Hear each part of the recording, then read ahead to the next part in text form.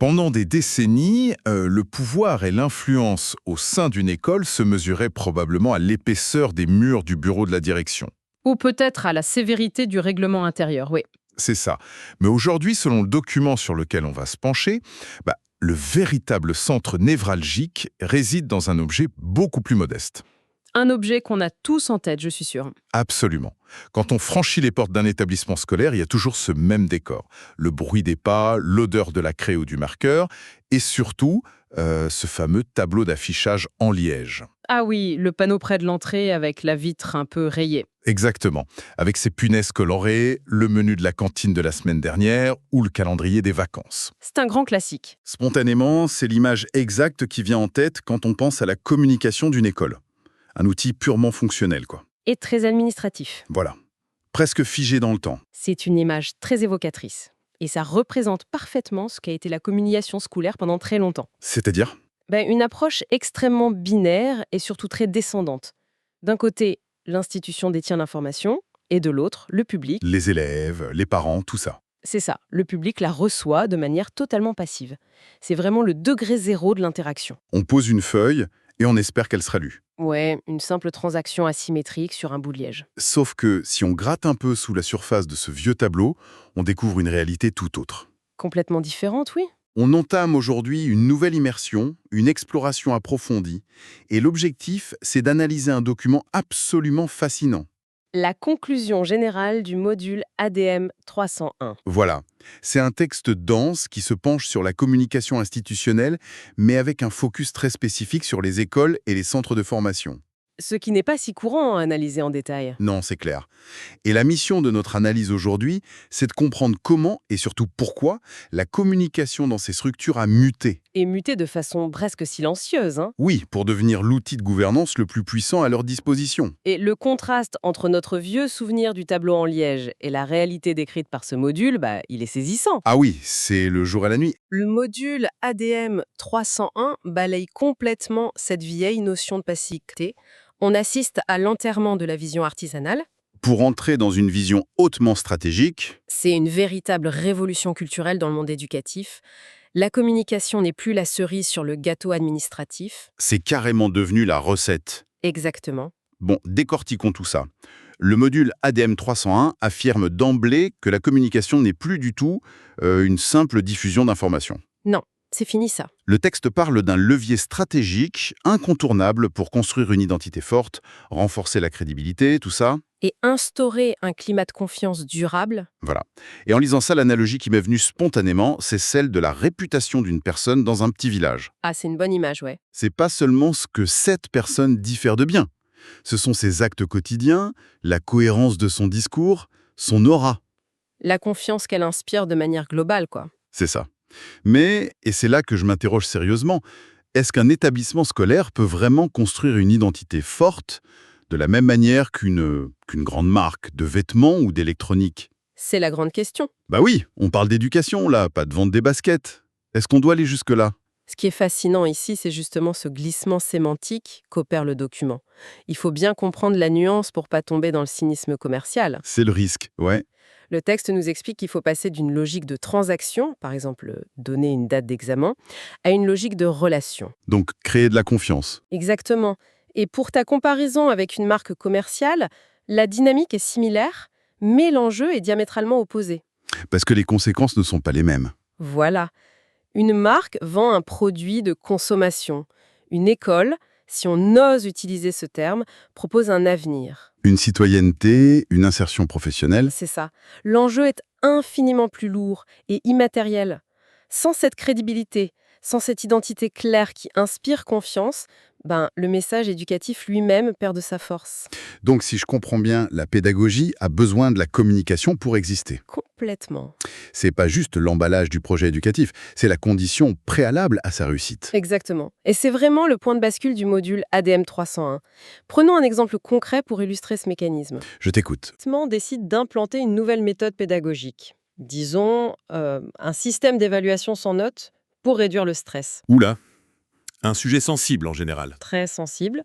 Si l'école n'a pas préalablement construit une identité forte d'établissement innovant, sérieux et à l'écoute, que va-t-il se passer? Mais les parents vont paniquer. Les professeurs les plus conservateurs vont freiner des quatre fers. Et le ministère pourrait même s'inquiéter, ouais. Voilà. L'information seule, dire on passe à l'évaluation sans note, va créer une crise. Parce qu'il n'y a pas le terreau de la confiance. C'est ça.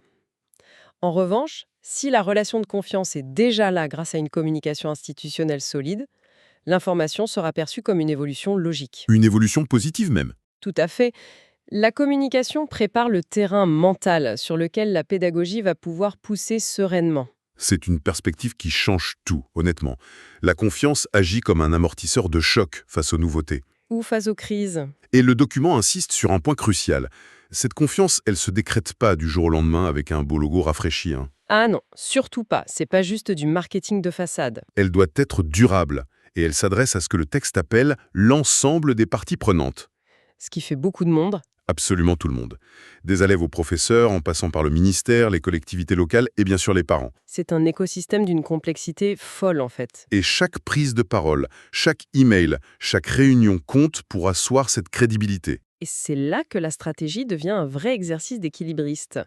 Le module montre bien que l'institution ne s'adresse pas à un public monolithique. Les cibles sont très différentes. Bah oui, le message qui rassure un inspecteur d'académie sur la rigueur du programme, c'est pas forcément le message qui va enthousiasmer un ado de 15 ans. C'est sûr.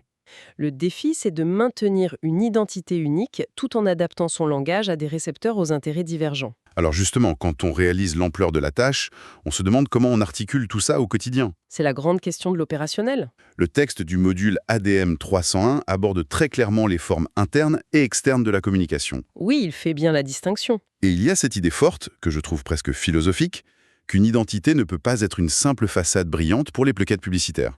Elle sonnerait creux, sinon. Voilà, elle doit être profondément vécue de l'intérieur pour pouvoir rayonner de manière authentique à l'extérieur. C'est fondamental. Le document souligne qu'une communication maîtrisée favorise d'abord la mobilisation des acteurs internes. Et par conséquent, la valorisation de l'image à l'externe. Pour imager ça, j'ai pensé à une équipe d'aviron engagée dans une grosse compétition. L'image de l'équipe d'aviron est intéressante. Voyons comment elle s'applique aux mécanismes décrits par l'auteur. Le bateau tout entier représente l'établissement. D'accord. Si l'équipe à l'intérieur du bateau, c'est-à-dire le personnel administratif, les enseignants, la direction, n'est pas synchronisée, S'ils ne rament pas en rythme, voilà, parce qu'ils connaissent pas la stratégie de course. Ou pire, si la communication interne est tellement mauvaise qu'une moitié rame à contre-courant, le bateau va tanguer. il va avancer de manière complètement chaotique, voire faire du surplace. Et pour les spectateurs sur la rive, Le public externe, les parents. exactement, l'impression sera désastreuse. Ils verront juste une équipe désorganisée. Et ça, peu importe la beauté de la peinture sur la coque, tu vois. Ou le prix des rames, oui. L'image externe sera toujours le reflet direct et impitoyable du niveau de mobilisation interne. C'est exactement ça. C'est une excellente métaphore, mais j'irai même un peu plus loin, pour coller à la réalité du module. Ah oui, vas-y. Il ne s'agit pas seulement de ramer en rythme de façon mécanique, il s'agit de comprendre pourquoi on rame dans cette direction précise. Le sens de l'effort, en somme. C'est ça. Le mot-clé qui ressort du texte pour lier l'interne et l'externe, c'est la cohérence. La cohérence. Le module stipule que toute organisation éducative performante repose sur un alignement parfait. Et pourquoi la mobilisation interne est le moteur indispensable ? Bonne question. Parce que dans une école, contrairement à une usine qui vend des objets physiques, le service, il est humain. C'est de l'humain à l'humain. Voilà. Les premiers ambassadeurs de l'institution, c'est pas les campagnes d'affichage, ce sont les professeurs et le personnel d'accueil. Les fameux relais d'opinion, quoi. Précisément. Imaginons un instant que la direction lance une grande campagne vantant un établissement ultra-numérique tourné vers le futur. Avec des tablettes pour tout le monde, etc. Voilà. Mais en interne, les profs n'ont jamais été consultés, les serveurs plantent tous les matins et la direction ne communique pas. La cata. Que se passe-t-il à la première réunion parents-prof ? Un enseignant exaspéré va inévitablement lever les yeux au ciel et dire « Oh, vous savez, la grande révolution numérique de la direction, c'est du vent. On n'a même pas de vidéoprojecteur qui marche. » Oui, le coup de grâce. À cet instant précis, toute la stratégie externe s'effondre. La dissonance interne a fuité. L'image est détruite de l'intérieur. C'est pour ça que le module insiste. La valorisation externe n'est que la récompense d'une mobilisation interne réussie. Ce qui soulève une question épineuse. Si la survie de l'image dépend de cette synchronisation de chaque agent, qui a la légitimité pour imposer ce rythme ? C'est le nœud du problème. On ne peut pas laisser chaque membre du personnel communiquer dans son coin selon son humeur. Non, ce serait l'anarchie. Et on ne peut pas non plus sous-traiter ça à une agence de com qui viendrait faire de beaux discours sans connaître la salle des profs. Surtout pas. Donc, il devient évident qu'on ne peut plus laisser les choses s'improviser. Le module est catégorique. La communication exige une démarche extrêmement méthodique. Très clinique même. Il faut identifier les enjeux, cibler les publics avec précision, définir des messages clés, choisir les canaux. C'est un vrai travail d'orfèvre. Et tout cet arsenal engage la responsabilité directe d'une figure centrale, le manager de l'établissement. Qui devient ce que le texte appelle un leader communicant. Voilà, son rôle c'est d'anticiper, de réguler et de piloter toutes les interactions. C'est indéniablement un changement de posture majeur pour les directeurs d'établissement. Ah, c'est un autre métier. Historiquement, on attendait d'eux qu'ils soient de bons gestionnaires administratifs ou de bons garants de la discipline. Faire tourner les emplois du temps, quoi. C'est ça. Le texte du module ADM 301 exige désormais d'eux qu'ils soient des stratèges de la perception. C'est fort comme terme. Ils doivent cartographier leur environnement social, identifier les leaders d'opinion parmi les élèves ou les parents et orchestrer l'information. Là où ça devient vraiment intéressant, et je dois avouer qu'en lisant cette partie, j'ai ressenti un certain malaise. Un malaise? Ouais, ça m'a presque fait l'effet d'une douche froide. Si tout devient une méthode aussi calculée, si on identifie chaque cible comme un contrôleur aérien devant son radar, Je vois où tu veux en venir. est-ce qu'on transforme pas le directeur en un froid gestionnaire de relations publiques? Est-ce qu'on risque pas de perdre l'essence de l'éducation? L'empathie, tout ça? Voilà. La spontanéité, la chaleur humaine qui sont le cœur battant d'une école. Franchement, j'imagine mal un proviseur s'adresser à un élève en difficulté en déroulant mentalement une matrice Excel de messages clés. C'est sûr que vu comme ça semble antinomique avec la vocation éducative. C'est presque déshumanisant. C'est une objection tout à fait fondamentale. Cette crainte d'une déshumanisation par la méthode, c'est souvent la première réaction face à ce type de littérature managériale. C'est rassurant de savoir que je ne suis pas le seul. Mais si l'on relie cela à la vision globale et profonde du module, on comprend que c'est un faux procès. Ah bon? Comment ça? La structure, la méthode clinique dont parle le texte, n'a pas pour but d'étouffer l'humain ou de créer des robots. Au contraire, elle a pour but de protéger l'espace relationnel. Protéger l'espace relationnel. Prenons les verbes utilisés par l'auteur. Anticiper, réguler, piloter. Le terme réguler, ça me fait un peu penser au rôle d'un thermostat dans une grande maison, tu vois? Le thermostat est une très bonne porte d'entrée pour comprendre ce mécanisme. Mais j'irai jusqu'à dire que le leader communicant est un thermostat intelligent. De nouvelle génération. Exactement. Un vieux thermostat se contente de réagir quand il fait trop chaud ou trop froid. Il subit la température. Le leader communicant décrit par le module, lui, anticipe la météo sociale de l'établissement. Concrètement, ça veut dire quoi? Prenons le cas d'une rumeur toxique sur les réseaux sociaux concernant, la prétendue suppression d'une classe d'options artistiques. Le genre de rumeur qui enflamme les groupes de parents d'élèves. Voilà. Dans l'ancien modèle, improvisé, le directeur l'apprend 2 semaines plus tard, quand les parents manifestent devant les grilles. C'est le chaos émotionnel. La méthode clinique, elle, prévient ça. Le directeur a déjà cartographié ses canaux, il a établi un lien régulier avec les représentants de parents. Donc il capte le signal faible immédiatement. C'est ça. Il prépare un message clair, factuel et rassurant, et l'envoie via le canal approprié. Comme une courte vidéo explicative sur l'espace numérique de travail. Et il désamorce l'angoisse en 24 heures. Je vois. Donc paradoxalement, c'est la froideur de la méthode en amont qui permet de préserver la chaleur humaine en aval. Exactement. Parce que le directeur passe plus ses journées à éteindre des incendies déclenchés par des non-dits, il libère son temps. Son emploi du temps et son énergie mentale, oui. Et cette énergie, il peut enfin l'utiliser pour de l'écoute véritable, de l'empathie réelle, lorsqu'il reçoit une famille dans son bureau. C'est tout le sens de l'approche structurée. Le contrôleur aérien vole pas l'avion à la place du pilote. Belle analogie. Mais sans son radar, le pilote passe son temps à éviter des collisions plutôt qu'à s'occuper du confort du vol. La méthode organisationnelle est là pour libérer l'espace relationnel, absolument pas pour le contraindre. C'est une mécanique intellectuelle très puissante quand on la comprend sous cet angle. Mais alors, vers quoi toute cette machinerie nous mène-t-elle? Vers l'avenir de l'école. On a ce bateau aviron synchronisé, ce thermostat intelligent dirigé par un leader communicant. Quelle est la destination finale du voyage? Le texte apporte une réponse sans ambiguïté dans sa conclusion générale. Et c'est quoi l'objectif ultime de toutes ces compétences? C'est de s'adapter à un contexte éducatif que l'auteur décrit comme étant en constante mutation. L'horizon final, c'est le développement d'une gouvernance éducative moderne. Et ça ressemble à quoi, ça? Ça repose de manière inamovible sur un trépied, 3 piliers fondamentaux, la transparence, la performance et l'innovation. Transparence, performance, innovation. En regroupant ces trois termes, ça me fait furieusement penser à une métaphore technologique. C'est-à-dire? Comme le déploiement d'une mise à jour informatique majeure, tu vois. Ah oui, je vois l'idée. Passer de l'ancien modèle de communication, notre vieux tableau en liège passif, à cette gouvernance pilotée, c'est littéralement comme installer le dernier système d'exploitation dans l'école. C'est une très bonne image. L'ancien système, obsolète, a plus la puissance de calcul pour faire tourner les logiciels sociaux d'aujourd'hui. Et les exigences de ce nouveau système, ce sont précisément ces trois piliers. Poursuivons cette métaphore de la mise à jour, car elle illustre parfaitement comment répondre à cette fameuse mutation constante. Oui, parce que le monde bouge vite.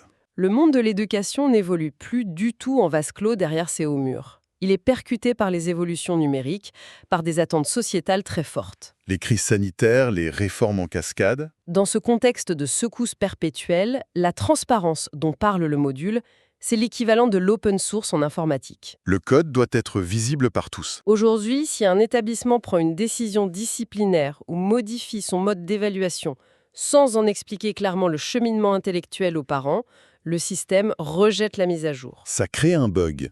Sans cette transparence absolue, la confiance dont on parlait au début est morte. Et pour le pilier de l'innovation, Ce serait le patch de sécurité régulier. exactement, L'innovation, c'est la preuve que le système s'adapte aux nouveaux virus environnementaux. le cyberharcèlement, l'intelligence artificielle dans les devoirs. Ou la prise en compte de la neurodiversité.